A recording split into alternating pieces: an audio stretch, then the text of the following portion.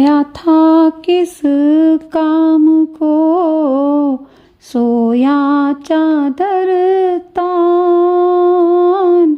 सुरति संभाल ए गाफिल, अपना आप पहचान रे साधो, अपना आप पहचान। कबीरदास जी हमसे कह रहे हैं कि ऐ गाफिल अर्थात हे अज्ञानी मनुष्य, क्योंकि अज्ञानी तो हम हैं, क्योंकि हमें ज्ञान नहीं है कि हम हैं कौन।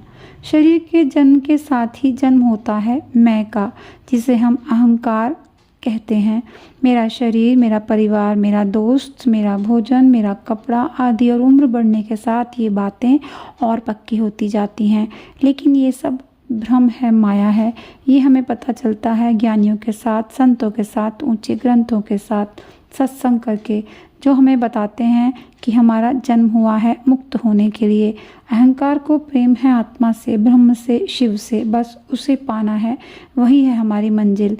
लेकिन उसे पाने के लिए जो हमने गलत और झूठे दिखावे के बंधन जोड़ रखे हैं, ओढ़ रखे हैं, उन्हें हटाना पड़ेगा। मोह, ममता, क्रोध, लालच, कामना, ईर्ष्या, इन सब ने हमें घेर रखा है, जकड़ रखा है। सच्चाई ये है कि हमने अपने आप को गलत समझ रखा है, तो हम संसार से संबंध भी गलत ही बना रहे हैं। इसलिए हम हमेशा दुखी परेशान रहते हैं। इसलिए यहाँ पर कबीरदास जी हमें चेता रहे हैं, हमें जगा रहे हैं कि तेरा जन्म हुआ है किस काम के लिए और तू कर क्या रहा है। मनुष्य का जन्म मृत्यु के चक्र से मुक्त होने के लिए होता है।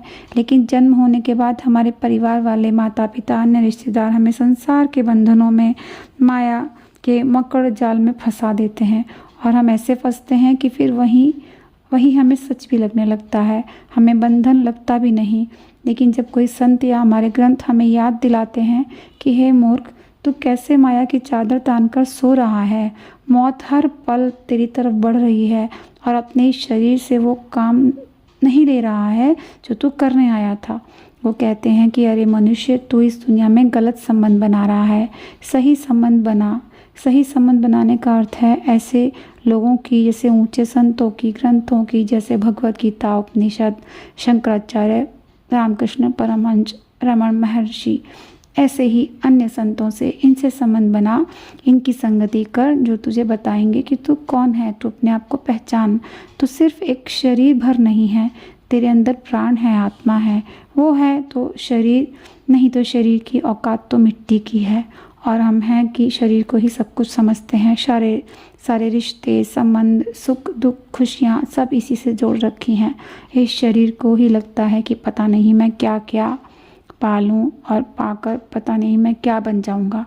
और जब वो नहीं हो पाता तो फिर वो टूटता है। हमें न टूटने की ज़रूरत, न जुड़ने की ज़रूरत। हमें कुछ नया नहीं करना है, जो पहले से पकड़ रखा है उसे हटाना है। जो व्यर्थ का है वो हटता जाएगा, तो जो भी हमारे लिए आत्मा के लिए सही है वही बचेगा, और हम भी एक दिए की रोशनी जैसे प्रकाशवान हो जाएंगे। हम दुखी, परेशान हैं, कष्ट में हैं, इसका अर्थ ही है कि हमारा संसार से गलत संबंध है। अपने आप को सही समझना है, सही संबंध बनाना है और आनंद से जीना है। हम एक आत्मा है, और आत्मा की अशुद्ध अवस्था को हम चेतना कहते हैं, और इसका स्वभाव है मुक्त होना। और हम जब फ्री होने की बजाय, मुक्त होने की बजाय बंधनों में फंसते जाते हैं। कोई अपने स्वभाव के विरुद्ध काम करेगा तो दुखी तो रहेगा ही, बेचैन तो रहेगा ही।